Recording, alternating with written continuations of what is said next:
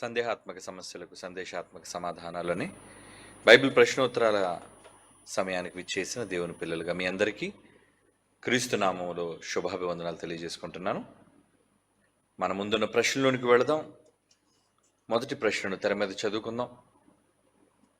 వందనాలన్నయ్య, నా పేరు యేసయ్య, Christ church Vempalli, Kadapa, దైవ సేవకుడు, ఆర్బీసీ స్టూడెంట్ బాబు. మోషే పుట్టినప్పుడు 2 సంవత్సరముల పిల్లలను ఫరో రాజు చంపించాడు. మోషేను కాపాడిన దేవుడు పిల్లలను కాపాడవచ్చు కదా, ఎందుకు కాపాడలేదు? అలాగే క్రొత్త నిబంధనలో కూడా యేసుక్రీస్తు పుట్టినప్పుడు హేరోదు 2 సంవత్సరముల లోపల పిల్లలను చంపాను, ఎందుకు దేవుడు కాపాడలేదని వివరించండి. దేవుని పిల్లలారా, పసిపిల్లలు చనిపోవటం వెనుక ఉన్న కారణం, విపత్తులు జరుగుతున్నప్పుడు భూమి మీద ఎందరో అమాయకులైన పిల్లలు, భూకంపాలు, సునామీలు, రోగాలు, వాళ్ళు ఏ పాపం ఎరుగనివారు. మరి అలాంటి వాళ్ళు కూడా ఇటువంటి ఆపదలలో ఎందుకు వాళ్ళు ప్రాణాలు కోల్పోతున్నారు? ఇక్కడ మీరు ఒక విషయాన్ని గమనించాలి. ఏంటంటే, చావు అనేది శాపంగా అనుకోకండి. మరణం అనేది ప్రతి మనిషికి దేవుడు తన పనికాలాన్ని ముగించి తన సంకల్పానుసారంగా ఎవరు ఎప్పుడు భూమిని విడిచిపెట్టి రావాలి అన్న ఆయన సంకల్పానుసారంగా ఒక ప్రయాణం. భూమి మీద తమ కాలాన్ని ముగించుకొని మరో లోకానికి వాళ్ళు ఎగసిపోవటం అది. కనుక చావు అనగానే, మరణము అనగానే ఆ దృక్పథంతోనే మీరు చూడాలి తప్పితే, ప్రతి మనిషికి చావు శాపం కాదు. ఏమండి, శపించడానికే దేవుడు మరణం ఇచ్చాడు అనుకుంటే, ఏదైనా తోటలో ఆదాము అవ్వలు చావలేదే తప్పు చేయగానే? ఏమంటారు? ఏదైనా తోటలో ఆదాము హవ్వలు తప్పు చేశారు, తప్పు చెయ్యగానే వాళ్ళు భౌతికంగా చచ్చిపోలేదు, అంటే వాళ్ళ దేహాలు మట్టి కాలేదు, బ్రతికే ఉన్నారు వాళ్ళు.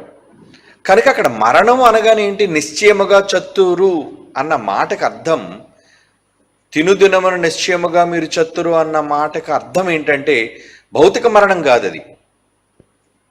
నా దృష్టిలో ఆత్మ సంబంధంగా ఇక మీరు నాకు లేరు, మరణించిన వారితో సమానులు. ఎలాగైతే భూమి మీద మనుష్యులుగా మనం పాపముల చేతను అపరాధముల చేత కూడా చచ్చిపోతాము అని పరిశుద్ధాత్మ దేవుడు పౌలు గారి ద్వారా చెప్పించాడు. ఎఫ్సీ పత్రిక 2లో మొదటి వచనం. ఎఫ్సీ పత్రిక 2వ అధ్యాయం మొదటి వచనంలో ఏముంది చూడండి. అక్కడ మీ అపరాధముల చేతను పాపముల చేతను మీరు చచ్చిన వారై ఉండగానే బ్రతుకున్న వాళ్ళతో చెప్తున్నాడు. ఏంటి విషయం అనగా, ఇక్కడ మరణము అనగానే శరీర సంబంధమైన శరీరము ఆత్మ ఎడబాట్లు కావవి.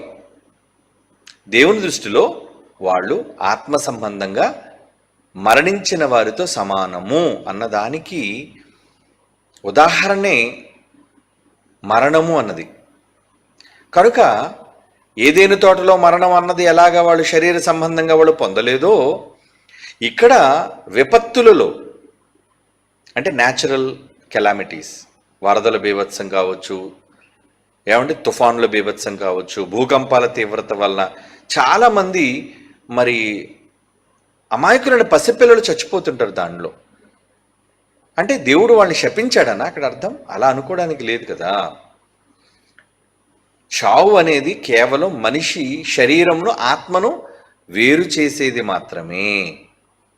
కాబట్టి మరి యేసుప్రభు వారి సందర్భంగా పిల్లలు చంపబడ్డం, మోషే సందర్భంగా పిల్లలు చచ్చిపోవటం, మోషే తప్పించబడ్డాడు, మిగతా పిల్లలు చాలామంది చనిపోయారు. ఈ సందర్భం మనకు తెలుసు. అంటే పిల్లలు చచ్చిపోయారు కాబట్టి పిల్లలందరూ శాపానికి గురైన వారా? మోషే ఒక్కడే తప్పించబడ్డాడు కాబట్టి మోషే ఒక్కడే గొప్పవాడు, ప్రముఖుడు, అవసరమైన వాడనా? కాదు. మరణం అనేది దేవుడు అందరికీ ఇచ్చేది. అది ఏదో ఒక రూపంలో భూమిని విడిచిపెట్టి వెళ్ళిపోయే సమయం అది. అయితే ఆ సమయాన్ని మనం ఏ కోణంలో మనం తీసుకోవాలి? చనిపోయిన వాళ్ళందరికీ దేవుడు శిక్ష విధిస్తున్నాడనా? ప్రమాదాల్లో మరణించిన వాళ్ళందరూ కూడా నేరస్తులనా? అలా అనుకుంటే చందు చచ్చిపోయాడు. ఎక్కడికి వెళుతూ చచ్చిపోయాడు? చందు ఎక్కడికి వెళుతూ చచ్చిపోయాడు? పెళ్ళికి వెళుతూ చచ్చిపోయాడా? పండక్కి వెళుతూ చచ్చిపోయాడా? లేదు లేదు. ఒక అరగంట గంటలో సభ వేదిక మీద ఉండాలి, వాక్యం చెప్పడానికి వెళ్తున్నాడు. మరి అలాంటి సమయంలో చచ్చిపోయాడు, దేవుడు ఎందుకు కాపాడలేదు? అంటే ఇక్కడ మనం ఏ కోణంలో ఆలోచించాలి అంటే, ఏదో మంచి పనికి వెళ్ళే వాళ్ళందరూ బ్రతుకుంటారు, చెడ్డ పనికి వెళ్ళే వాళ్ళందరూ చచ్చిపోతారంటే భూమి మీద ప్రతి క్షణం చెడు పనుల మీద తిరిగే వాళ్ళే 99.9% మంది ఉన్నారు అందరూ. మరి వాళ్ళంతా హ్యాపీగా వాళ్ళ ప్రయాణాలు ముగించుకుంటున్నారు, వాళ్ళు చేయాల్సిన చెడు కోసం క్షేమంగా వాళ్ళ గమ్యస్థానాలు చేరిపోతున్నారు, తప్పులు చేస్తున్నారు, నేరాలు చేస్తున్నారు, ఆక్రమణలు చేస్తున్నారు. ఏమండి, మరలందరూ బాగానే ఉన్నారు, బ్రతుకున్నారు అంటే ఏదో తప్పుడు పని వల్ల చచ్చిపోయారు అనుకోవడం కూడా ప్రమాదం. అది మన తప్పుడు అవగాహన అంటారు దాన్ని. కనుక జరిగే మరణం ప్రతిదీ కూడా ఏదో దేవుడు శాపంగా ఇచ్చాడనో ప్రమాదవశాత్తు ఇచ్చాడనో అని అనుకోవడానికి లేదు. ఎవరు ఎందులో చనిపోయినా చనిపోయిన నాటికి దేవుని పనిలో ఉన్నారు అన్నదే ముఖ్యం. ఉన్నారా లేదా అన్నది, వారు ఏ పనుల మీద ఉన్నారు, అంతవరకు వారు ఏ పనులు చేశారు దేవుని కోసం, ఇవే వారి క్రియలను బట్టి వాళ్ళకి లెక్కగట్టి దేవుడిచ్చే జీతం. కనుక ఇక్కడ పిల్లలు ఉన్నారు, పసిపిల్లలు చనిపోవటం అంటే వాళ్ళు ఊహ తెలియని వాళ్ళు. ఇప్పుడు యేసుప్రభు కాలంలో పిల్లలు చనిపోవచ్చు, మోషే కాలంలో పిల్లలు చనిపోవచ్చు. ఈ నిర్ణయం ఎవరు తీసుకున్నారు? దేవుడు తీసుకున్నాడా? చెప్పండి. మనుష్యులు తీసుకున్న నిర్ణయాలు, రాజులు తీసుకున్న నిర్ణయాలు. కొంతమంది మనుషులు తప్పుడు నిర్ణయాలు తీసుకుంటూ ఉంటారు. తప్పుడు నిర్ణయాలకు అమాయకులైన వాళ్ళు బలైపోతూ ఉంటారు చాలా సందర్భాలు. బాగా వినండి.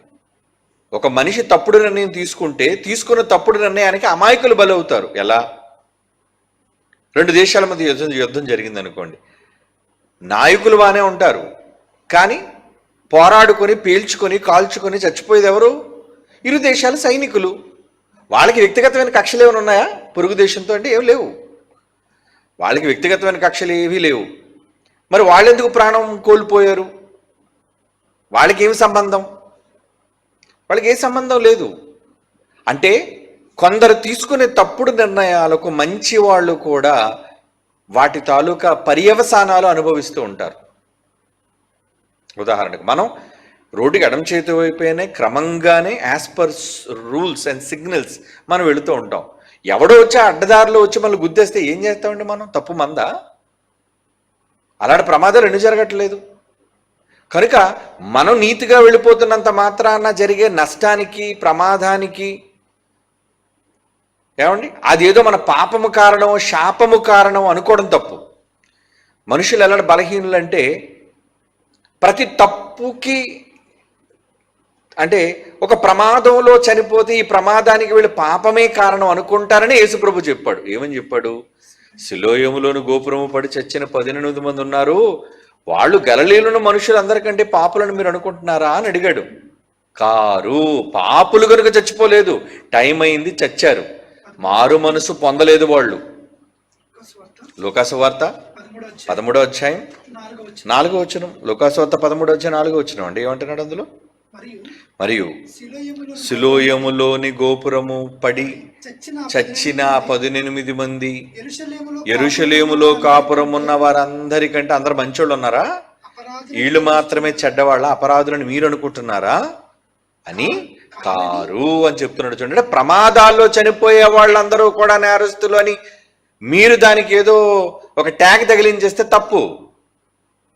అబ్బా క్రూరమైన చావు చచ్చిపోయాడండి కాబట్టి వీడు చెడ్డోడండి, మంచి చావు చచ్చిపోయాడండి. లాజరు ఎలాంటి చావు చచ్చిపోయాడు? పురుగులతో, ఏమంటే కురుపులతో, కుక్కలు నాకి, పేదరికంతో దారుణమైన చావు వీధిలో చచ్చిపోయాడు. మరి ధనవంతుడు వాడు ప్రశాంతంగా మంచం మీద. ఏమండి అప్పుడు యాక్సిడెంట్లు జరగడానికి ఏమైనా మోటార్ బైకులు ఉన్నాయి? ఏమన్నాయి చెప్పండి? యాక్సిడెంట్లు చచ్చిపోయాడు అనడానికి లేదు. వాడు హ్యాపీగాడే వాడు ఇంట్లో మంచం మీద ఏ రోగంతోనో ఏదో మామూలుగానో ఉండి ఊపిరాడుగా లేదంటే వయసు మీద పడి చచ్చిపోయి ఉంటాడు. వాడు నెమ్మదిగా చచ్చాడు కాబట్టి ధనవంతుడు మంచోడును, రోగంతో చచ్చాడు కాబట్టి లాజరు చెడ్డవాడు అంటావా? కనుక ముగింపు ఎలా ఉన్నది అన్న దాన్ని బట్టి కాదు మనం ఆలోచించాల్సింది. ఎలా ముగింపు అయినా ఆ మనిషి తన ముగింపులో మంచి పనులు దేవుని కోసం చేశాడా లేదా అది ఆలోచించాలి. ఓకే, ఇది మీకు అర్థమైతే చనిపోయిన పిల్లల గురించి ఇప్పుడు ఆలోచిద్దాం. రాజు వాడు తప్పుడు నిర్ణయం తీసుకున్నాడు. దేవుడిని చంపమన్నాడా? దానికి దేవుడు మనం అట్రిబ్యూట్ ఎలా చేస్తాం? దానికి మనం దేవుడు కారణభూతునిగా ఎలా చేస్తాం? తండ్రి నువ్వే చంపించేశావు అని దేవుడి మీద నెట్టడం తప్పు.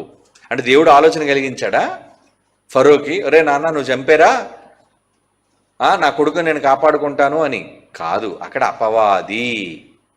మోషే శరీరాన్ని గురించిన తర్కంలో మోషేని ఒక పక్క చంపాలి అని అనుకుంటుంది ఎవరు?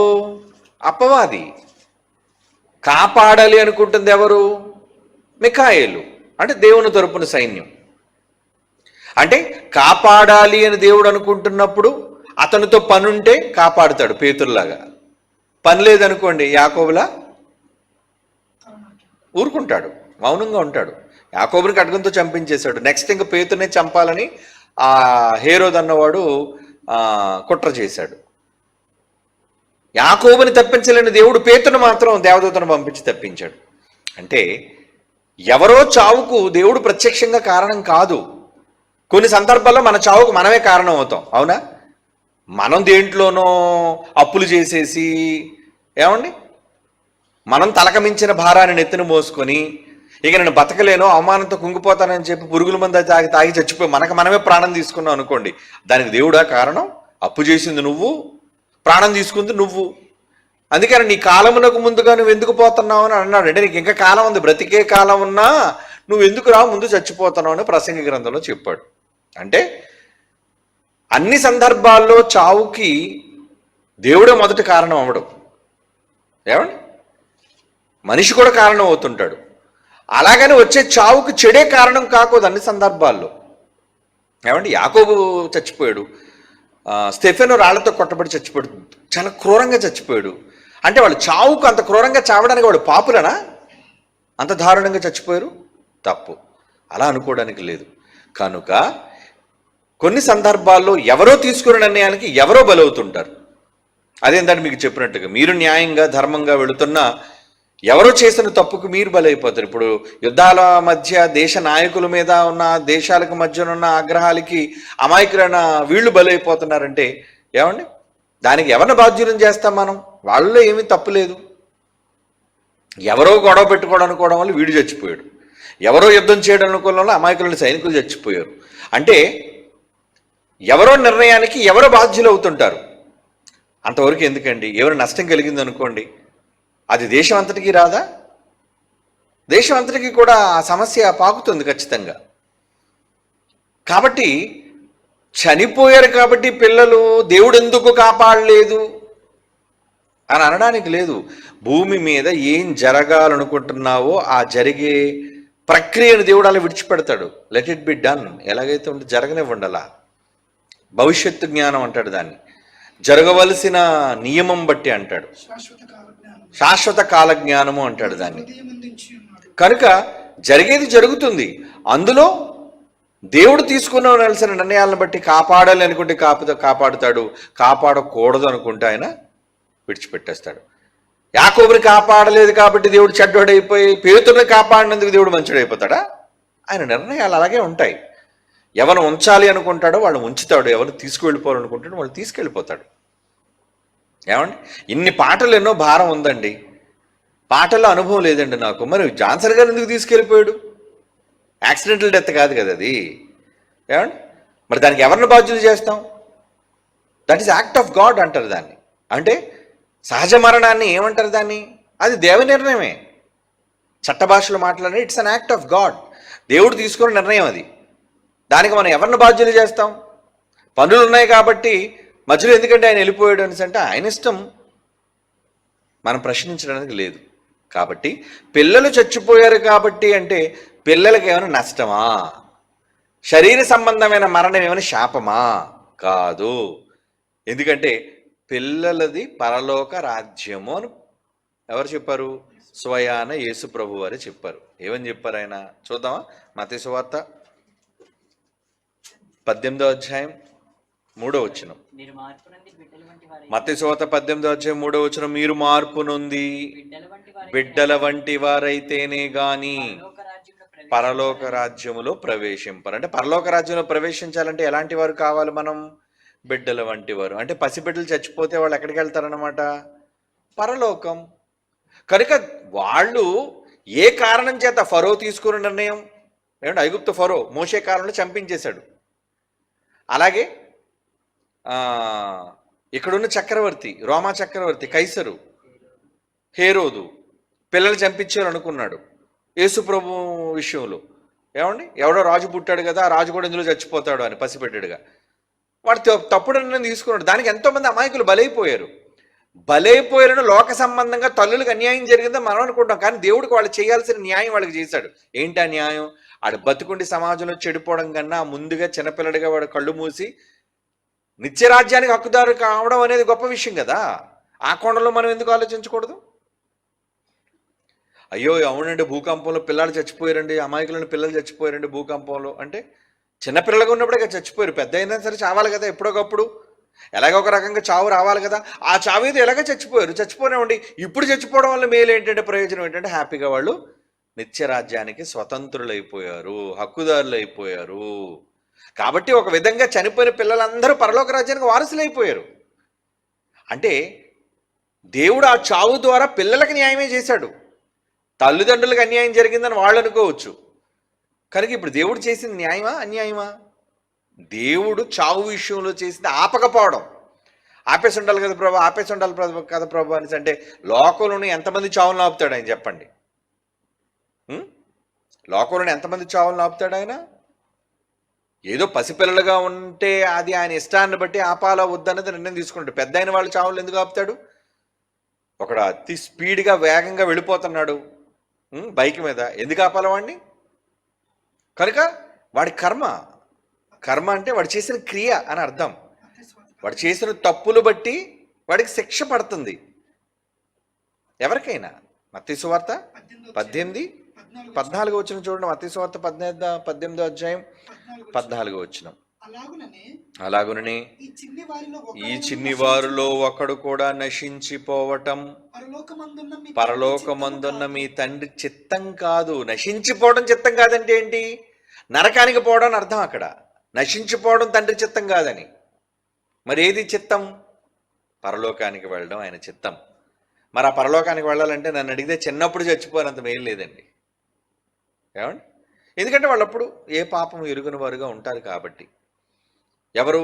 బయట వాళ్ళ చేతుల్లో ఉన్న పిల్లలైతే, మన చేతుల్లో ఉన్న వాళ్ళు అయితే ఏమండి, మన దేవుని జ్ఞానంలో దేవుని భయములు పెంచుతాం కాబట్టి ఓకే. దేవుడు ఏమండి పిల్లల్ని జాగ్రత్తగా దేవుని జ్ఞానంలో పెంచుతాం కాబట్టి అది వేరు. బయట వాళ్ళకి ఎలాగ దైవను భక్తి లేదు, వాళ్ళకి ఎలాగ సత్యం తెలియదు. వాడు ఎలాగ పెరిగి పెద్దవాడైనా వాడు దుష్టుడిగా దుర్మార్గుడిగానే పెరుగుతాడు. అలాంటప్పుడు వాడు పెద్ద దుష్టుడిగా మారి నరకానికి పోవడం కంటే చిన్నప్పుడే వాడు మేలు కదా. ఎక్కడికి వెళ్ళిపోవడం? పరలోకానికి హక్కుదారు అవడం చిన్న విషయంలో, చిన్నప్పుడే. కాబట్టి ఈ విషయంలో దేవుడు పసిపిల్లలకి ఎటువంటి అన్యాయం చేయలేదు. ఓకేనా? గుర్తుపెట్టుకో. తర్వాత ప్రశ్న. వందనాలు డాడీ. నా పేరు ఎం పవన్ బాబు, వయసు 28 సంవత్సరాలు, ఖమ్మం జిల్లా, తెలంగాణ రాష్ట్రం. యేసుప్రభు వారిని చివరిగా అప్పగించే రోజుల్లో ఒక స్త్రీ అత్తరుతో తన తలను కన్నీటితో క్రీస్తు వారి పాదములను తుడిచిన సందర్భంలో ఆమెను చూచి కోపపడి సందర్భంలో మత్తయి సువార్త 26:8 శిష్యులు చూచి కోపపడి అని ఉంది. మార్కు సువార్త 14:4 కొందరు కోపపడి అని ఉంది. యోహాను సువార్త 12:4 శిష్యుల్లో ఒకడు అనగా యోధా అని ఉంది. దీన్ని ఎలా అర్థం చేసుకోవాలి తెలియజేయగలరు? ఓకే, ఇప్పుడు ఈ 3 సందర్భాలని మనం చూడగలిగితే ఎవరు కోప్పడ్డారు, ఎంతమంది కోప్పడ్డారు అనేది సువార్తల్లో, అన్ని సువార్తల్లో ఈ సందర్భానికి సంబంధించిన భావం మనం తెలుసుకోవాలి. ఓకే, మొదట మత్తయి సువార్తలను చదువుదాం, ఎలాగా రాశాడు కాబట్టి. మత్తయి సువార్త 26 ఆ సందర్భం 8వ వచనం చదవండి. శిష్యులు చూచి అంటున్నాడు చూడండి. శిష్యులు చూచి కోపపడి ఈ నష్టం ఎందుకు, దీనిని దీనిని గొప్ప వెలకమ్మి బేదలకు ఇయ్యవచ్చునే అని బేదలకి ఇవ్వచ్చును కదా. ఎవరంటున్నారు? శిష్యులు. శిష్యులు ప్లూరల్. అంటే ఇందులో శిష్యులు అందరూ ఉన్నారా? ఓకే, ఉన్నట్టుగానే కనబడుతుంది.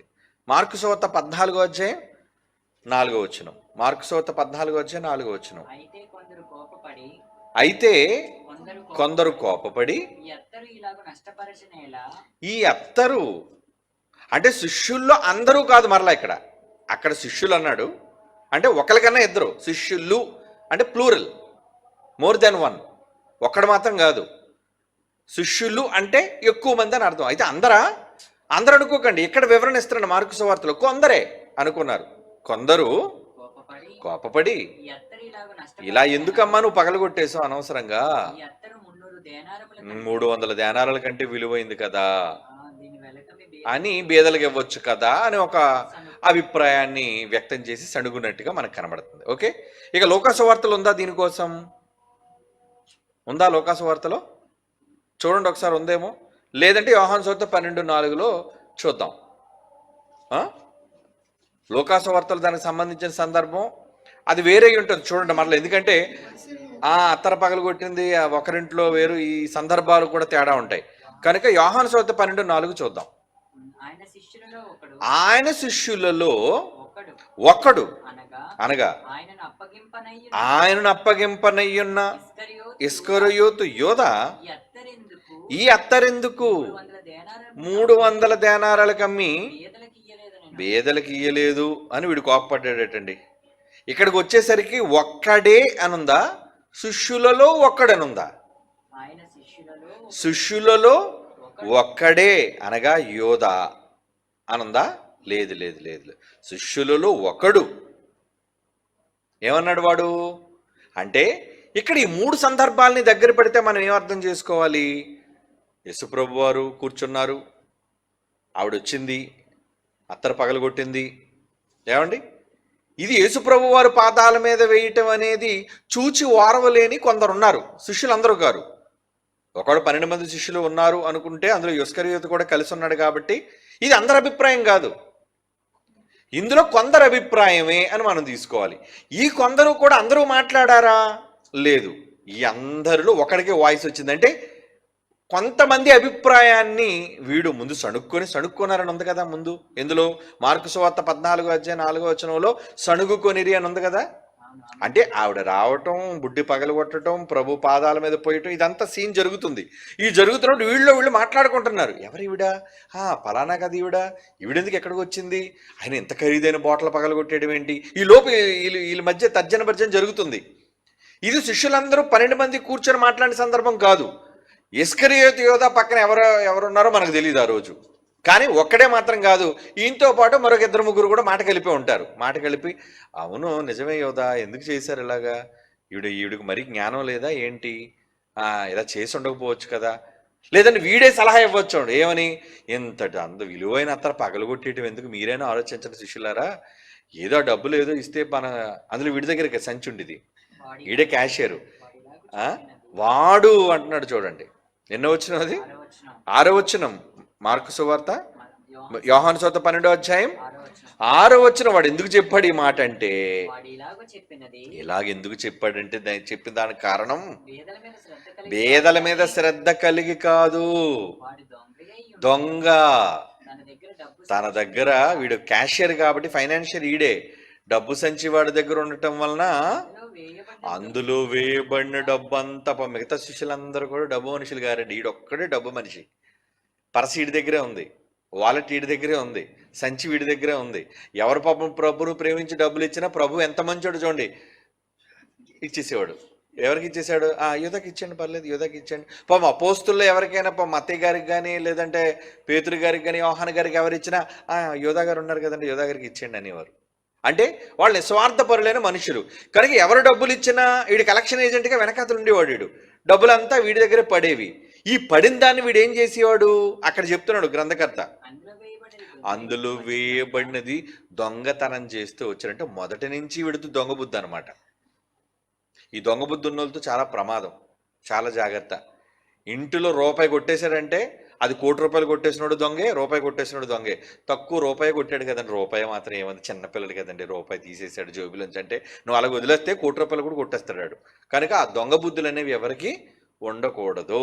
కాబట్టి అది వీడికి ముందు నుంచి ఉంది కాబట్టి వీడు ఏమని ఆలోచిస్తున్నాడు, అరే రే రే ఎంత ఖరీదైంది నేలపాలైపోయిందే, ఈ డబ్బులేవో మనకి ఇచ్చేస్తే శుభ్రంగా దేనికో ఖర్చు పెట్టిద్ది నేను అని వీడిలో ఉన్న భావాన్ని ఇంకొంతమంది శిష్యులకి కూడా వ్యక్తం చేశాడు. ఏమని, పేదలు ఉన్నారు కదా అంటే ఎలా అంటే, మరి శిష్యులతోని నాకు ఇచ్చేయండి నేను నొక్కేస్తానంటే శిష్యులు ఒప్పుకుంటారు ఏంటి, ఒప్పుకోరు. కాబట్టి వీడు ఎలాంటి చక్కగా మాస్క్ ఇచ్చాడు, దాన్ని కవరింగ్ చేశాడంటే, అయ్యయ్యో బీదలు ఉన్నారు కదా, ఎంతమంది బీదలకు మనం అన్నం పెట్టుండేవాళ్ళం, ఎంతమందికి మనం సాయం చేసి ఉండేవాళ్ళం కదండి, పాపం వాళ్ళ అమ్మాయిలు కదండి, వాళ్ళేమంటారు, అవునయ్యా యోధా నువ్వు చెప్పింది రైటే.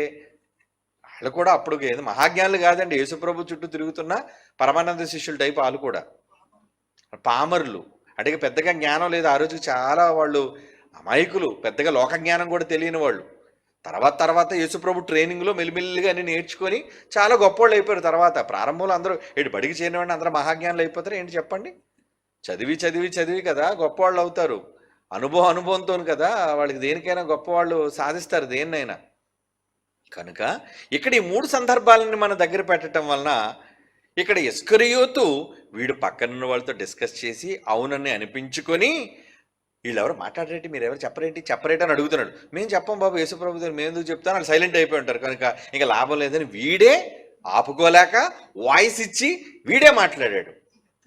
అంటే మొత్తం ఈ 3 సందర్భాలని దగ్గర పెడితే అక్కడ జరిగిన సీక్వెన్స్ మనం రీకన్స్ట్రక్షన్ చేయడం అంటారు దాన్ని. ఏమంటే ఒక శవం అక్కడ పడి ఉంది, పక్కనే ఒక పగిలిపోయిన గ్లాస్ ఉంది, ఏమండి ఎక్కడో దూరంగా కత్తి ఉంది, ఇదంతా ఎందుకు జరిగింది? అప్పుడు పోలీసు వాళ్ళు ఇన్వెస్టిగేషన్లో తేలుస్తారు, దర్యాప్తు అంటారు దాన్ని. ఆ దర్యాప్తులో ఏం చేస్తారంటే, అసలు ఈ గ్లాస్ ఎందుకు ఇక్కడికి వచ్చింది, ఈ కత్తి ఎందుకు ఇక్కడ ఉంది, వీళ్ళు ఎవరు, ఇక్కడికి ఎందుకు వచ్చారు, ఏ సందర్భంలో వచ్చారు, మొత్తం రీకన్స్ట్రక్ట్ చేస్తారు దాన్ని, నేరం ఎలా జరిగింది అనేది. అలాగే ఇప్పుడు మనం ఏం చేస్తామంటే, ఉన్న సందర్భాన్ని 3 రాశారు కాబట్టి 3 రాసిన దాన్ని బట్టి మనం ఒక దగ్గర మనం జత చేయటం వలన మనకి ఇన్ఫర్మేషన్ ఏమొచ్చిందంటే, మిగతా వాళ్ళందరూ మంచోళ్ళే, వీడే పెద్ద దొంగ. వీడు ఏం చేశారంటే, దొంగ కాబట్టి ఇప్పుడు వెనకాల నుంచి వస్తున్నాను నేను, వీడు దొంగోడు కాబట్టి, క్యాషియర్ వీడే కాబట్టి, ఎలాగంత ఖరీదైన డబ్బులు నాకు చేతికి చేజెక్కిండకుండా పోయి చేజారిపోయి అనే బాధతో పక్కనున్న శిష్యుల్ని వీడు ఏం చేశాడు, అనవసరంగా డిస్టర్బ్ చేసి వాళ్ళు కూడా పాడు చేయడానికి ప్రయత్నం చేసి వాడు మాట్లాడకపోవడంతో చూసి వీడే నోరిప్పి మాట్లాడి అంటున్నాడు. ఏమని ఈ అత్తరెందుకు 300 దేనారములకు అమ్మి బీదలకి ఇయ్యలేదు నువ్వు, వాడిలా చెప్పినది బీదల మీద శ్రద్ధ కాదు, వాడు దొంగ ఉన్నాడు, డబ్బు సంచి ఉంది. ఇది యేసుప్రభుకు బాగా అర్థమైపోయి యేసుప్రభు ఎలాంటి కౌంటర్ ఇచ్చాడు అడిగి, ఏమండి మిగతా వాళ్ళందరూ కూడా 2-3 ఏమో అని అడుగుతున్నారేమో, అనవసరంగా వాళ్ళు కూడా డిస్టర్బ్ అవుతారేమో అని చెప్పి పేదలని మాటికి పేదల కోసం తెగ కంగారు పడిపోతున్నారేంటి, పేదలు ఎప్పుడు మీతోనే కదా ఉంటారు, నేనే కదా వెళ్ళిపోతాను మధ్యలో, పేదలు ఎల్లప్పుడూ మీతోనే ఉంటారు, నేను ఎల్లప్పుడూ మీతో ఉండను కదా, ఎందుకు వచ్చిన అంటున్నాడు. కనుక వెళ్ళిపోయే వ్యక్తిని గౌరవించాలి కానీ ఉన్నవాళ్ళు ఎప్పుడు మీ దగ్గర ఉన్నవాళ్ళే. ఏమండి ఇంటికి అతిథి వచ్చారు అనుకోండి, ఎవరైనా భోజనానికి పిలిచాం, కూర మనం తినేస్తామా, వచ్చిన అతిథికి వడ్డిస్తామా చెప్పండి? ఒకరు ఇంట్లో ఉండాలి, మాకేసే కొనంటే ఊరుకో, నువ్వు ఎప్పుడు తినేవాడు కదా, ఇంట్లో ఉన్నాడు కదా, మాట్లాడుకో, వచ్చిన వాళ్ళు వాళ్ళకి వేయాలి కదా, ఇది కదా న్యాయం. అలాగే యేసుప్రభు ఏమన్నాడు, బేదలు ఎప్పుడూ ఉన్నారు, వాళ్ళు ఎప్పుడైనా మీరు ఇవ్వచ్చు, ఆవిడ నా భూస్థాపన నిమిత్తం ఇది చేసింది గౌరవప్రదంగా చేయనివ్వండి, మీరు ఎందుకు బాధపడుతున్నారని కోపపడ్డాడు వాళ్ళని. కనుక ఆయన కోపంలో నిజం ఉంది, వీడు అడిగిన దాంట్లో స్వార్థం ఉంది. కనుక ఈ 3 సందర్భాల్లో శిష్యులు అడిగారా, కొందరు అడిగారా, లేదంటే యోధా మాత్రమే అడిగాడా, అసంబద్ధాలు అంటారు దీన్ని. అంటే అంటే సంబంధం లేకుండా 3 వేరువేరుగా రాసని ఈ పనికిరాని సన్నాసులు ఉన్నారు కదండి, బైబిల్ అర్థం కాని వాళ్ళు, బైబిల్ పై మురిగే కుక్కలు లాంటి వాళ్ళు, వీళ్ళందరూ చేసి ఇదిగో ఇక్కడేమో ఒక యోహాను సువార్తలోనేమో యోధ అడిగినట్టుంది, మార్కు సువార్తలో ఏమో కొందరు అడిగినట్టుంది, మత్తయి సువార్తలో ఏమో శిష్యులు అడిగినట్టుంది, కోపడినట్టుంది. చూసారు ఎలా కలుపుతారు? అంటే వీడికి విప్పడం చేత కాదు, వీడికి సందర్భం తెలియదు, అన్నిటిని దగ్గర పెట్టి ఆలోచించే పరిజ్ఞానం లేదు. కనుక వీడేం చేస్తాడు, ఇదిగో తప్పుంది అంట. తప్పు కాదు అది. ఏమండి, నువ్వు సరిగ్గా చదవటం నీకు రాదు, పచ్చ కావర్లోడికి ఎలా ఉంటుంది లోకం అంతా? అంతేనా? దేని చూసి తెల్ల గోడ వాడికి చూపించిన పచ్చగా ఉంది ఏంటంటే గోడ అంటాడు వాడు. ఎప్పుడైనా మీకు కామెర్లు వచ్చాయా? ఆ కామెర్లు వస్తే చూడండి, అనుభవపూర్వకంగా తెలుస్తుంది. తెల్లగా దేనిని కాగితం చూపిస్తే పచ్చగా మీకు కనబడుతుంటుంది. ఎందుకది? ఒరే, కాగితం పచ్చగా లేదురా, నీ కళ్ళు పచ్చగా నీకు చూపిస్తున్నాయి. దానికి కారణం ఏంటంటే జబ్బు ఉంది నీకు, రోగం నీ దగ్గర పెట్టుకొని అందరిని అంటావేంటి? కనుక ఈరోజు బైబిల్ మీద వాపోతున్న ఈ దుర్మార్గులందరూ కూడా వాళ్ళు బైబిల్ ఏదో తప్పు పట్టాలి అని వాళ్ళు తెగ బాధపడిపోతున్నారు, కష్టపడిపోతున్నారు. అది వాళ్ళ వల్ల కాని పనులండి. అందుకే మనలాంటి వాళ్ళు గట్టిగా నిలబడి, రే కండిషన్ నిలబడి నువ్వు ఒక్కటి ఒప్పించి చూడు, ఒకటి నిరూపించి చూడు, బైబిల్లో తప్పు ఉన్నదని ఒక్కటి నిరూపించి చూడని మనం దీనికి మాత్రం ఎవరు స్పందించట్లేదు. ఎందుకు? కండిషన్లు ఏంటో వాళ్ళకి తెలుసు కాబట్టి వాళ్ళు భయపడతారు దానికి. కాబట్టి ఇలాంటి వాటిని తప్పుగా అవగాహన చేసుకోవటానికి సరైన పరిజ్ఞానం లేకపోతే ముగ్గురు సువార్తికులు ఎందుకు రాశారు? ఒకరు చెప్పని సువార్తికుడు మరొక సువార్తికుడు ద్వారా పరిశుద్ధాత్మ దేవుడు రాయించాడు. కొంత ఇచ్చట కొంత అచ్చట రాయించాడు. కాబట్టి నలుగురు సువార్తికులు 4 సువార్తలు రాశారు. నలుగురు ఒకే వ్యక్తిని గురించి రాశారు, అదే యేసుప్రభుని గురించి. ఒకవేళ దేవుడు ఒకరితోనే చెప్పించాలనుకున్నప్పుడు ఏదో ఒక సువార్తికుడే ఒక్క సువార్త ఉండేది. మత్తయి, మార్కు, లూకా, యోహాను ఎందుకు ఉంటుంది? దేవుడే వ్రాయించాలనుకున్నాడు. ఎందుకంటే దేవుడు అలా రాయించాడు. అలా వ్రాయించాడు ఎందుకో తెలుసా? మీకు కూడా మెదటికి మేత ఉండాలి కదా. లెక్కలు ఎందుకు ఇస్తారు మీకు? మొద్దుబారిపోకుండా ఉండాలని. లెక్కలు చదవడం వల్ల ఏంటి? బ్రెయిన్ షార్ప్ అవుతుంది. ఎప్పుడు దేనికోసం ఆలోచించకుండా లెక్కలు కట్టకుండా ఉన్నారనుకోండి, బుర్ర ఏమవుతుంది అనుకున్నారు? మొత్తం మీ మేధోశక్తి అంతా పోద్ది. కాబట్టి అప్పుడప్పుడు బుర్రకి పదును పెడుతూ ఉండాలి. పదును పెట్టాలంటే ఆలోచించాలి, పరిశోధించాలి. అలా పరిశోధించాలంటే అన్నీ ఒక దగ్గర రాయలేదు. 66 పుస్తకాల్లో ఇక్కడ కొంత అక్కడ కొంత ఎక్కడో ఒక్కొక్క మాటలోని ఒక్కొక్క వచనంలో ఒక్కొక్క పుస్తకంలో ఒక్కొక్క కాలంలో రాయించాడు. వీటన్నిటిని దగ్గర పెట్టుకుంటే వచ్చే అసలైన సత్యమే దట్ ఈస్ బైబిల్.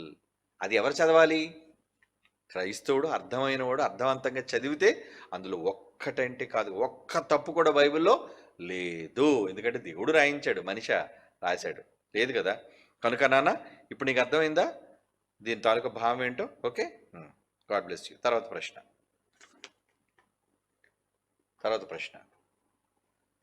అన్నయ్య గారికి వందనాలు. నా పేరు విజయ్, వయసు 35, ఎస్కోట. నా ప్రశ్న ఏంటంటే, పరలోకంలో సాతానుతో యుద్ధం క్రీస్తు శిలువ మరణం తర్వాత జరిగిందా లేదా సృష్టి చేయకముందు జరిగిందా?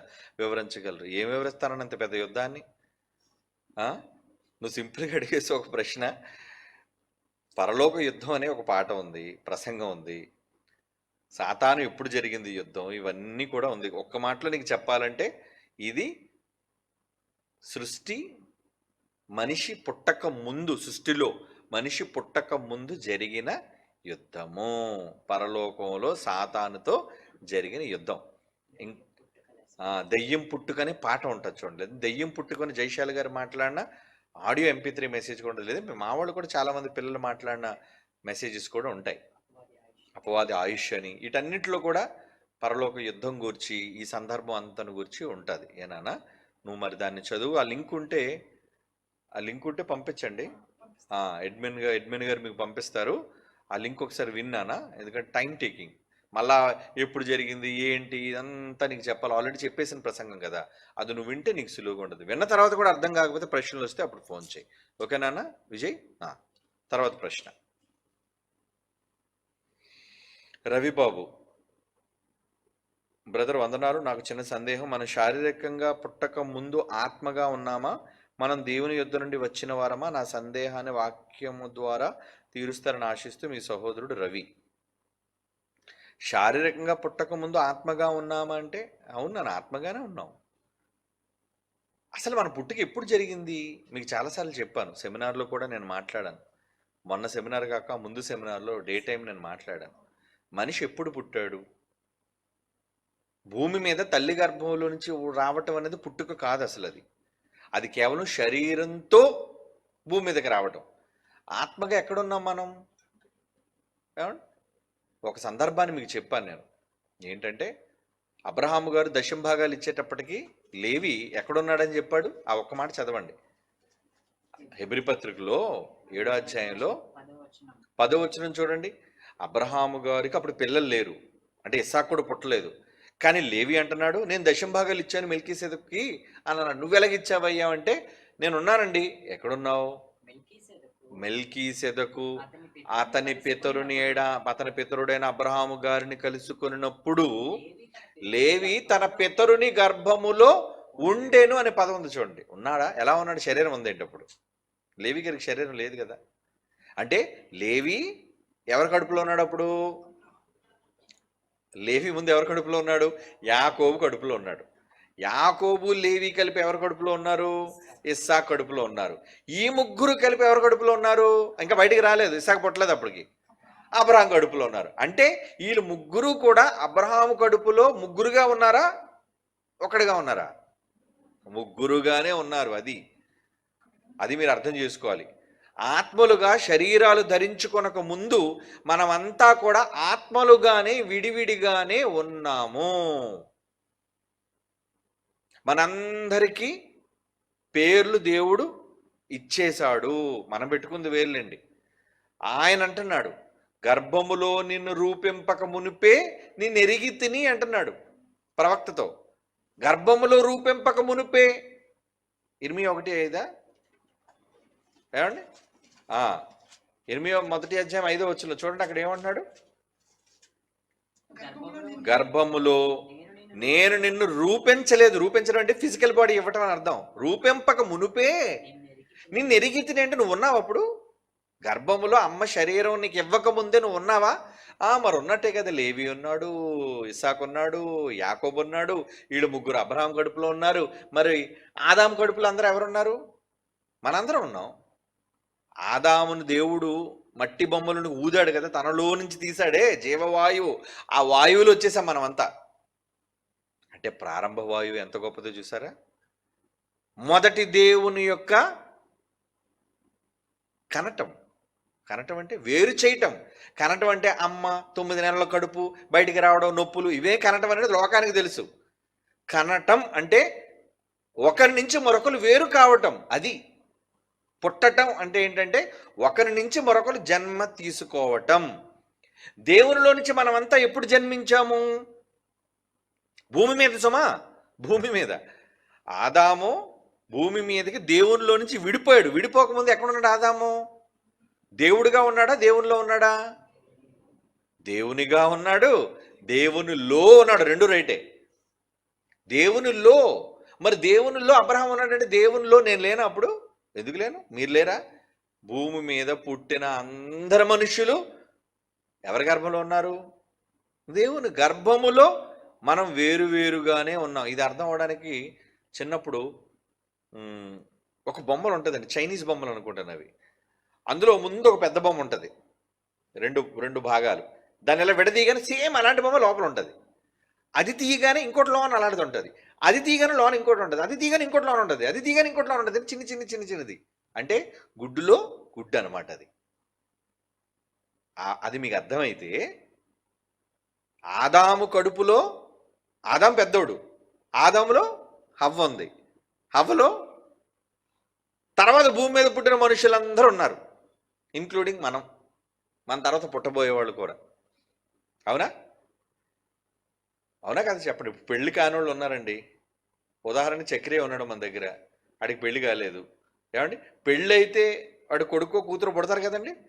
పుట్టాలి అంటే ఎక్కడున్నారు? ఇప్పుడు వస్తారు, ఇక్కడ ఏం కనబట్టలేదు మనకి. వాడికి పెళ్లి చేస్తే వాడిలో నుంచి వస్తారంటే ఇప్పుడు వాళ్ళలో ఉన్నారా? ఉన్నారు. మరి ఒకళ్ళు అనుకుందాం, ఇంక వీడికే పెళ్లి కాలేదు చక్రికి, ఏమండి? మరి వాడి పెళ్లి కాకుండా వాడి పిల్లలు వాడి గర్భంలో ఉన్నది మాట నిజమైతే ఇప్పుడు ఆడు మనవడు కూడా ఆళ్ళలోనే ఉన్నాడు. ఆడు మునుమనవడు ఆళ్ళలోనే ఉన్నాడు. మనవడికి మునుమనవడు అందరూ ఆళ్ళలోనే ఉన్నారండి. అవునా కదా? సడన్గా ఈడిపోతే మొత్తం అంతా చైన్ కట్ అయిపోద్దేమో కానీ వాడు ఒకళ్ళు బ్రతుకుంటే వాడు పిల్లల కంటే ఖచ్చితంగా రాబోయే వాళ్ళందరూ కూడా ఆడి కడుపులో నుంచి వచ్చేవాళ్ళు ఉన్నారు, లేరనడానికి లేదు.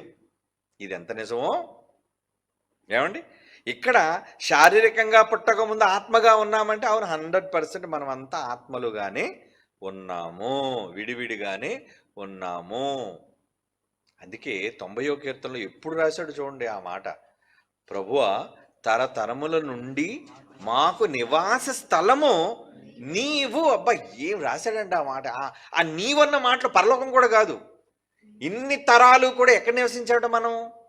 తరతరములు తరతరములు తరతరములు ఎన్ని తరాలు, ఈ భూమి మీద ఎన్ని లక్షల కోట్ల తరాలు పుట్టుకొచ్చాయో తరతరముల నుండి మాకు, నా ఒక్కడికే కదా, మాకు మా అందరికీ అంటున్నాడు చూడండి, మా అందరికీ నివాస స్థలము నీవే అనే పదం ఉంది చూడండి. దేవుడితో చెప్తున్న మాట అది. 91 కీర్తనల గ్రంథం, 91 కాదు, 90వ కీర్తనం మొదటి వచనం. ప్రభువా తరతరముల నుండి మాకు నివాస స్థలము నీవే. అంటే ఆయనలో మనం అంతా ఉన్నాం అన్నమాట. ఎలా ఉన్నాం? ఎలా ఉన్నాం? మనంగానే ఉన్నాం. ఎల్పిబి అందులో ఉన్నాడు, ఎంజేవి అందులో ఉన్నాడు, పిడిఎస్ఆర్ అందులో ఉన్నాడు, ఎవ్రీబడి అందరూ ఆయనలో ఉన్నారు. విడివిడిగానే ఉన్నారు, మర్చిపోకండి. కాకపోతే ఏంటంటే ఇందాక చెప్పానే గుడ్ల ఆకారంలో ఏంటది ఆ బొమ్మ, అలాంటి బొమ్మ చూస్తే మీకు ఐడియా వస్తుంది. పెద్ద బొమ్మ, అది ఓపెన్ చేయగానే సేమ్ అలాంటి బొమ్మ, అది ఓపెన్ చేయగానే లోపల అలా అలా అలా అలా అలా ఎన్నో ఇన్ఫినిట్ అనమాట, ఎన్నో ఆకారాలు. అవన్నీ దేవునిలో ఆదాముగా ఉంటే ఆదాము లోపల మనం అందరం ఉన్నాం. అంటే మొత్తానికి మనం అంతా అదిగోండి కరెక్టే. చూసారా? ఈ బొమ్మ ఆ బొమ్మలోకి వెళ్ళిపోద్ది, ఆ బొమ్మ ఆ బొమ్మలోకి వెళ్ళిపోద్ది. ఇలాగే అంటే ఆ ముందు అబ్రహాం అనుకోండి అబ్రహాం. ఆ రెండో బొమ్మ ఎవరు? ఇస్సాకు. ఆ మూడో బొమ్మ ఎవరు? యాకోబు. నాలుగో బొమ్మ ఎవరు? లేవి. తర్వాత లేవి కడుపును పుట్టిన పిల్లలు. ఇంకా అలాగే ఇంకా వెళ్ళే కొద్దీ ఇంకా బొమ్మలు ఉంటూనే ఉన్నాయి. దీనికి ఇంకా బాగా మీకు అర్థం అవ్వాలంటే 2 అద్దాలు ఎదురుకుండా మీరు నిలబడరు అనుకోండి, అనంతంగా కనబడుతుంటుంది. అద్దంలో అద్దం, అద్దంలో అద్దం, అద్దంలో అద్దం. దానికి ఇంకా ముగింపు ఉంటుంది దానికి. అలాగే మనం అందరం కూడా ఇన్ని కోట్ల మంది కూడా ఆత్మలుగా శరీరాలు రాకముందు, అమ్మ కడుపులోనికి రాకముందు మనమందరం ఉన్నాము. చివరికి వెళ్ళిపోతే ఆదాములో ఉన్నాం, ఇంకా ముందుకు వెళ్ళిపోతే దేవునిలో ఉన్నాం. ఓకేనా? అర్థమైందా నీకు? తర్వాత ప్రశ్న. ఓకేనా? తర్వాత ప్రశ్న. Praise the lord. How is Holy Spirit related to God the Father? Just one small doubt. Hope you will clear it. This is Prabhu Sagar from Bangalore, Karnataka. Prabhu Sagar అనే వ్యక్తి బెంగళూరు నుంచి ఏం అడుగుతున్నారంటే, పరిశుద్ధాత్మ దేవుడు దేవునితో ఉన్న సంబంధం ఏంటి అతనికి?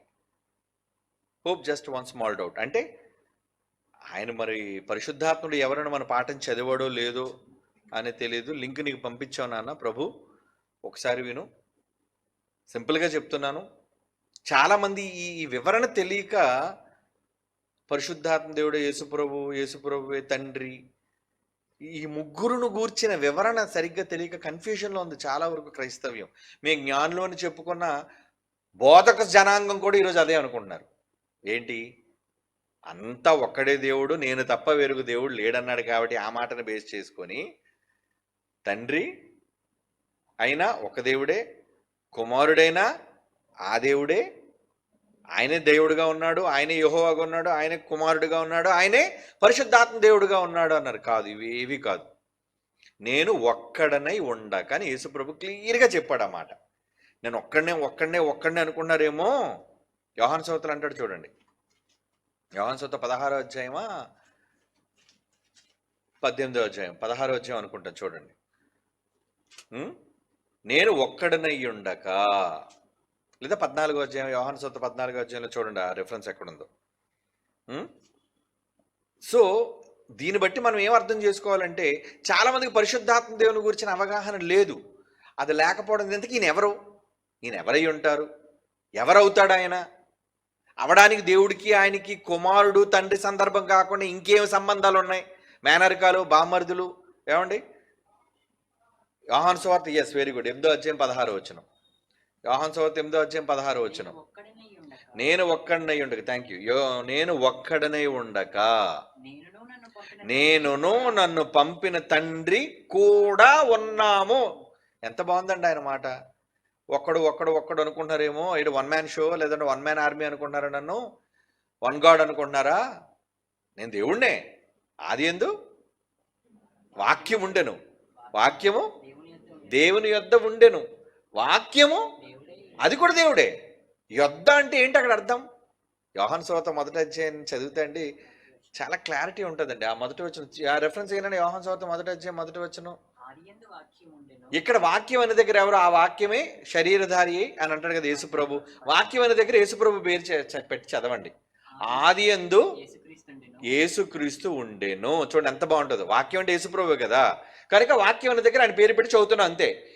ఆది యందు ప్రారంభంలో యేసుక్రీస్తు ఉండెను, యేసుక్రీస్తు దేవుని యేసుక్రీస్తు దేవుని యొద్ద ఉండెను, యేసుక్రీస్తు యేసుక్రీస్తు దేవుడై ఉండెను. ఇంకా ఆ, యేసుక్రీస్తు లేకుండా సమస్తమును యేసుక్రీస్తు మూలముగా సమస్తమును యేసుక్రీస్తు మూలముగా కలిగెను. కలిగెను. కలిగి ఉన్నది కలిగి ఉన్నది ఏదియు యేసుక్రీస్తు లేకుండా కలుగలేదు. యేసుక్రీస్తులో జీవం ఉండెను. యేసుక్రీస్తులో జీవముండెను, ఆ జీవము ఆ జీవము మనుషులకు వెలుగై మనుషులకు వెలుగై ఉండెను. ఎంత బాగుంటుంది ఏమండి? ఆ యేసు ప్రభువే శరీరధారిగా భూమి మీదకి వచ్చాడు. యొద్ద అంటున్నాడు కదా, అంటే కనీసం తెలుగు గ్రామర్ కూడా తెలీదా? అంటే వ్రాసిన పదాలలోని భావాలు కూడా వీళ్ళకి అర్థం కాకపోతే ఎలా అండి? తండ్రే కుమారుడై వచ్చాడండి, కుమారుడే దేవునిగా అయ్యాడండి, దేవుని గూర్చి చెప్తున్నాడండి, ఈయన ఆయనగా కనబడ్డాడు, అక్కడ ఆయనలా కనబడ్డాడు, అక్కడ యెహోవాగా కనబడ్డాడు, ఇక్కడ కృత నిబంధనలో యేసుప్రభుగా కనబడ్డాడు, తర్వాత యేసుప్రభు అనంతరం పరిశుద్ధాత్మ దేవుడిగా కనబడుతున్నాడు. ఇవన్నీ కూడా బూచి మాటలు అంటారు వీటిని. అంటే బైబుల్ అర్థం కాని బోధకులు చేసే వ్యర్థమైన మాటలు, ప్రసంగాలు. వీళ్ళ మాటలు నమ్మకండి. ఒక్కటే మాట బైబిల్ ఉంది, తండ్రిని కుమారుణ్ణి ఒప్పుకొనని ఇలాంటి వాళ్ళు ఎవరో క్రీస్తు విరోధులు అని ముద్రేసండి మీరు, నో డౌట్. ఏమంటే ఇతను వెనకాల చాలా పెద్ద జనం ఉన్నారండి, ఎవరికి కావాలి జనం ఉంటే? ఏమంటే ఇతను వెనకాల చాలా పెద్ద మినిస్ట్రీ ఉందంటే ఎవరికి కావాలి మినిస్ట్రీ ఉంటే? తండ్రిని కుమారుని ఎవడు ఒప్పుకోడో, అంటే తండ్రిని తండ్రిగా ఒప్పుకోవాలి, కుమారుని కుమారుడిగా ఒప్పుకోవాలి. మొదటి యోహాను 2:22 అండి. మొదటి యోహాను పత్రిక 2:22 వచ్చిన యేసు క్రీస్తు కాదు అని చెప్పువాడు తప్ప అంటే యేసు రక్షకుడు కాదని చెప్పువాడు, యేసు రక్షకుడు రాజు కాడని చెప్పువాడు తప్ప ఎవడబద్ధికుడు? తండ్రిని తండ్రిని కుమారుణ్ణి ఒప్పుకొని ఒప్పుకొనని వీడే క్రీస్తు విరోధి. మళ్ళీ ఈ విరోధులు ఎంత తెలివిగా ప్రజల్ని గలిబిలి చేస్తుంటారంటే, మేము తండ్రిని ఎందుకు ఒప్పుకోలేదండి? ఒప్పుకున్నాం అండి. అవును తండ్రి ఉన్నాడని ఒప్పుకున్నాం అండి. మరి యేసుప్రభు యేసుప్రభు కూడా ఒప్పుకున్నాం అండి. మరి పాత బంధంలో ఉన్నది ఆయనే తండ్రి అండి, కుమారుని కొత్త నిబంధనలో ఉన్నది అవునండి ఆయనండి యేసుప్రభు. నువ్వు తండ్రిని తండ్రినిగా ఒప్పుకోవడం, కుమారుడు కుమారుడిగా ఒప్పుకోవడం అంటే అక్కడ అర్థం ఏంటి? తండ్రి వేరుగా ఉన్నాడు, కుమారుడు వేరుగా ఉన్నాడు అని ఒప్పుకోవాలి. జైశాలి పిడి సుందర్రావు పిడిఎస్ఆర్ఏ, ఆయన కడుపును పుట్టిన ఎల్పిబి ప్రసన్నబాబే, వీళ్ళిద్దరు ఒకటి కాదు. పిడిఎస్ఆర్ వేరు, అవునా? ఎల్పిబి వేరు. ఎల్పిబిఏ పిడిఎస్ఆర్, పిడిఎస్ఆర్ ఎల్పిబి, ఎల్పిబిఏ అభిజ్ఞ సుందర్. ఈ కథలు చెప్పకూడదు. ఇలాంటి కథలు అల్లుతున్నారు చాలామంది. వాళ్ళని సమర్థించే ఈ ఈ ఏమంటారు దాన్ని, బైబిల్లో ఇంగిత జ్ఞానం లేని వాళ్ళు, ఓనమహాలు రాని వాళ్ళు కూడా వాళ్ళేదో మహాజ్ఞానులు అనుకొని పిచ్చి సన్నాసులు పిచ్చివాగులు వాగుతున్నారు. ఈ మీరు తగ్గించుకోండి, ఎందుకంటే బైబిల్ మీకు తెలీదు. విశ్వవిద్యాలయాన్ని ఎందుకు పెట్టాం? మీలాంటి వాళ్ళకి బైబిల్ నేర్పించడానికే. పోనీ రండిరా కూర్చోండి రా మాట్లాడదా అంటే ఒకడని వస్తాడా? రారు. ఎన్నిసార్లు ఆహ్వానం పలికో? ఎవరితో విరోధం లేదు, రండి కూర్చొని డిస్కస్ చేద్దామంటే డిస్కషన్కి రారు. తాను పట్టుకున్న కుందేలుకి ఏం కాళ్ళు అన్నాడట? 3 కాళ్ళు అంటారు. నువ్వు పట్టుకుందని వదిలేసి 1, 2, 3 1, 2, 3 లెక్క పెడతాను, కానీ పట్టుకుందని ఎందుకు లెక్క పెట్టవు? నువ్వు లెక్క పెట్ట నీకు రాదు కాబట్టి. ఇలాంటి లెక్కలు, తప్పుడు లెక్కలు చేసి చాలామంది క్రైస్తవ్యాన్ని నిజంగా తండ్రిని కుమారుని ఒప్పుకోకుండా చేస్తున్నారండి. మరి ఒప్పుకోకపోతే ఏమని బైబిల్లో చెప్పాడు? తండ్రిని కుమారుని ఒప్పుకొని వీళ్ళు క్రీస్తు విరోధులు అంటున్నారు, అబద్ధికులు అంటున్నారు. మరి అబద్ధికులు క్రీస్తు విరోధులందరూ ఎక్కడికి వెళ్ళిపోతారు చెప్పండి? నరకం. అంటే నరకానికి తీసుకుని పోవడానికి ఇలాంటి బోధలన్నీ చేస్తున్నారు వీళ్ళు. ఎంత తప్పు చేస్తున్నారో చూడండి. వీళ్ళు చాలా పెద్ద తప్పు చేస్తున్నారు. పరిశుద్ధాత్మ దేవుడు ఎవరో కాదండి, యేసుప్రభు అలా వెళ్ళాడు కదండి, వెళ్ళే పరిశుద్ధాత్మగా వచ్చాడు. ఇక్కడ కనబడుతుంది ఎవరో కాదు, యేసే పరిశుద్ధాత్మ. ఇలాంటి బోధలు చేస్తున్నారు, మీరు నమ్మకండి. మరలా చెప్తున్నాను, తండ్రి వేరుగా ఉన్నాడు, కుమారుడు ఆయన గర్భాన పుట్టిన కుమారుడుగా ఉన్నాడు, తరువాత పుట్టిన మరొక కుమారుడే పరిశుద్ధాత్మ దేవుడు. మీరు ఎలా చెప్పగలరండి అంటారా? యేసు ప్రభు జ్యేష్ఠ కుమారుడు అని ఉంది, అవునా?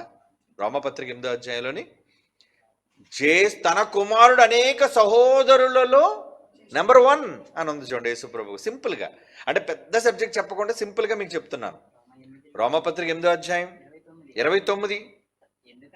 ఎందుకనగా కుమారుడు అనేక తన కుమారుడు అనేక సహోదరులలో జ్యేష్ఠుడగునట్లు. వీడే నాన్న నంబర్ 1, వీడే మొదట పుట్టినోడు అంటే ఇంకెవడని వచ్చి లేదు వీడికన్నా ముందు నేను పుట్టానని అంటే వాడిని ఏమంటావు?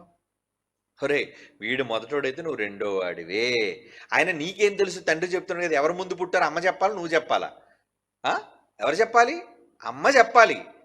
ఇద్దరు కవల పిల్లలే, కానీ బయటికి ముందు ఎవరు వచ్చారు? అమ్మకు తెలుసు. ఒరే ముందు వీడు వచ్చాడు రా, తర్వాత నువ్వు వచ్చావురా, మొదట వచ్చాడు కాబట్టి వీడు ముందు పుట్టినట్టురా, వీడు నీకు అన్నయ్య అవుతాడు రా, తర్వాత వీడికి తమ్ముడు అవుతాడు రా. నమ్మాలి నువ్వు. ఏమండి ఇక్కడ యేసు ప్రభు వారు జ్యేష్ఠుడు అన్నప్పుడు ఇంక తర్వాత వాళ్ళందరూ ఏమవుతారు చెప్పండి? సహోదరులు, కొడుకులే. అంటే పరిశుద్ధాత్ముడు కూడా ఈ తండ్రిలోంచి వచ్చాడా లేదా నీకు ఎక్కడి నుంచి స్పెషల్గా వచ్చాడు ఆయన? అందరికీ తండ్రి ఒక్కడేనా?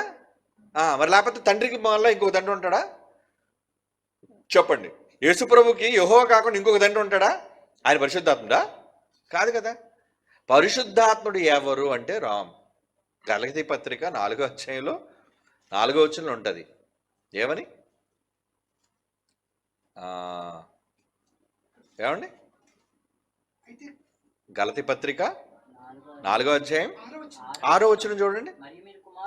మీరు కుమారులై ఉన్నందున మీరు కొడుకులే కదా, నాయనా తండ్రి అని మొరపెట్టు తన కుమారుని ఆత్మ దేవుడు మన హృదయంలో ఉంచాడు. మన హృదయంలోకి వచ్చింది ఎవరు? పరిశుద్ధాత్ముడు. ఆయన ఏమని మొరపెడుతున్నాడు? తండ్రిని. బ్రదర్, సోదరుడా అని మొరపెట్టలేదు. అక్కడ ఏమని మొరపెడుతున్నాడు? తండ్రికి నాయనా తండ్రి అంటున్నాడు. అంటే ఈయన కూడా మనలో ఉన్న పరిశుద్ధాత్ముడు కూడా మన తండ్రిని ఏమని పిలుస్తున్నాడు? తండ్రే అని పిలిచినప్పుడు మన తండ్రికి ఈయన ఏమవుతాడు? కొడుకు. ఎంత సింపుల్ లాజిక్ కూడా అర్థం కాకపోతే ఎందుకంటే బైబిల్ని అంటే బొత్తిగా బైబిల్ తెలియని వాడు కూడా ఈరోజు బైబిల్ చేత పట్టుకోవడం వల్ల ఇలాంటి తప్పుడు బోధలన్నీ క్రైస్తవులకు తీసుకొచ్చి అమాయకులైన వాడు మనసులన్నీ చెడగొడుతున్నారు. వద్దు, మీరు అనవసరంగా డిస్టర్బెన్స్ అవ్వకూడదు. సత్యాన్ని తెలుసుకోవాలి. ఇద్దరు ఉన్నారు, ముగ్గురు ఉన్నారు, పరిశుద్ధాత్ముడు. అందుకే దేవుడు ఏమన్నాడు? మన పోలిక చొప్పున నరులం చేయదు, రండి రండి అని ఎందుకు పిలిచాడు? రా, ఒక్కడే ఉన్నాడు అనుకోండి, యేసుప్రభు ఒక్కడే ఉన్నాడు అనుకోండి తండ్రి దగ్గర, రా నాయనా వెళదాం అంట. రండి అని ఎప్పుడు అంటాడు? అంటే ఆయనతో పాటు ఇంకొకరు ఉంటేనే కదా.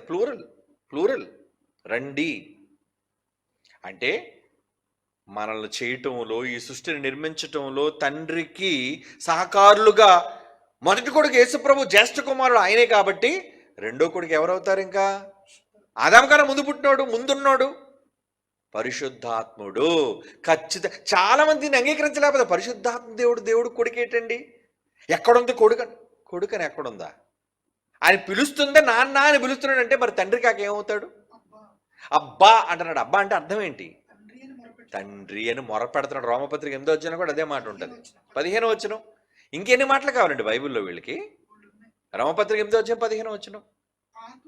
ఆత్మ కలిగిన వారమై మనము అబ్బా తండ్రి అని మొరపెడు. ఏ ఆత్మ కలిగిన వారమై? పరిశుద్ధాత్మను మనం పొంది ఆ లోపల ఆత్మ ఏమని మొరపెడుతుందట? డాడీ, నాన్న అని మొరపెడుతుందట. ఏమండి, అవునా కాదా? ఎవరు తండ్రిని తండ్రి అని పిలవగలరు చెప్పండి? కొడుకులైతే కదా పిలుస్తారు. మనం పిలిచే వ్యక్తి నాన్న అంటున్నాం అంటే ఆయనకు మనం పుట్టామనే కదా అర్థం.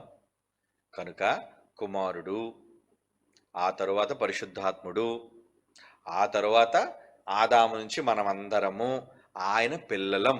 ఒక్కడే తండ్రి, కన్నవాడు. అందుకే హెబ్రీ పత్రిక 1వ అధ్యాయం అన్నాడు, నాయన నేడు నేను నిన్ను కని ఉన్నాను. ఎంత స్పష్టమైన మాట ఉందండి. దేవుడే స్వయంగా అంటున్నాడు. ఎన్ని కోట్ల మంది దేవదూతలు ఏ దూతనైనా చెప్పానురా ఏ రోజైనా నేను కన్నానని? నా కొడుకు కోసం అయితే చెప్పాను అంటున్నాడు దేవుడు. పరిశుద్ధాత్మ దేవుడు రాయించాడు ఆ మాట. హెబ్రీ పత్రిక 1వ అధ్యాయం చూడండి. ఎన్నో వచనం? 5వ వచనమా? హెబ్రీ పత్రిక 1వ అధ్యాయం 5వ వచనం.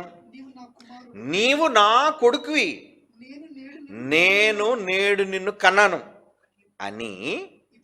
ఇది సరిపోకుండా నేను ఆయనకి తండ్రిని, డాడీని, వాడు నా కొడుకు అని ఇన్ని కోట్ల మంది దూతల్లో ఏ దూతలతోనే నేను చెప్పానా? ఎప్పుడేం చెప్పానా? నేను చెప్పలేదే. అంటే దూతలు నేను కనలేదు కానీ కొడుకును మాత్రం నేను కన్నానని నీకోసం చెప్పాను. నువ్వైతే నీ పాదానికి రాయి తగలకుండా దూతలు కాపాడాలి నిన్ను. అది ఎవరి కోసం మాట? యేసుప్రభుని గూర్చిన మాట. యేసుప్రభు జ్యేష్ఠ కుమారుడు. అది కూడా ఒప్పుకోరు. మరలా అక్కడ యెహోవాగా కనబడ్డాడు పాత నిబంధనలో, ఇక్కడికి వచ్చేసరికి యెహోవా అని పేరు మార్చుకొని, ఆహా ఏం మాయలు చేస్తున్నారండి, ఇక్కడ యేసుక్రీస్తుగా వచ్చాడట ఆయనే. ఇలాంటి కాకమ్మ కథలు నమ్మకండి. మీరు బైబిల్ పూర్తిగా చదువుకొని రండి. మీకు చదవడం రాదంటే మా దగ్గరకు రండి, చదవడం నేర్పిస్తామండి. ఓకేనా? ఓకే నాన్న, కంగారు పడకు, నీకు లింక్ పంపిస్తారు, దానికి సంబంధించినవన్నీ విను. ఓకే, మిగిలిన ప్రశ్నలు టైం అయిపోయింది. నెక్స్ట్ క్వశ్చన్ అవర్ సెషన్లో మాట్లాడుకుందాం. ఓకే, కళ్ళు మూసుకోండి, ప్రార్థన చేసుకుందాం. పరిశుద్ధమైన తండ్రి దేవా, నీ పిల్లలైన వారు అనేక మంది సందేహాలు ఉన్నప్పుడు సందేహాలను నివృత్తి చేసుకున్నారు. మరికొందరు సందేహాలలోనే అబద్ధాన్ని నమ్మి అసత్యంలోనికి వెళ్ళిపోతున్నారు. వాళ్ళందరి మనోనేత్రాలు వెలిగించండి. సత్యానికి బాసటగా నిలిచిన మీ కుమారుని సంఘం క్రైస్ట్ చర్చ్ ఈరోజు సార్వత్రిక క్రీస్తు సంఘంగా మేము ఉన్నాం. సత్యానికి స్తంభంగా ఈ సంఘం ఉంది కనుక ఈ సంఘంలోనికి అనేక మందిని సత్య సంబంధులను తీసుకుని వచ్చి ఈ సత్య సంబంధమైన మాటలు అనేక మందికి వినిపించవలసిందిగా ప్రార్థిస్తూ క్రీస్తు యేసు వారి పరిశుద్ధమైన నామములో ఈ ప్రార్థన వేడుకొనిచున్నాము తండ్రి. ఆమేన్.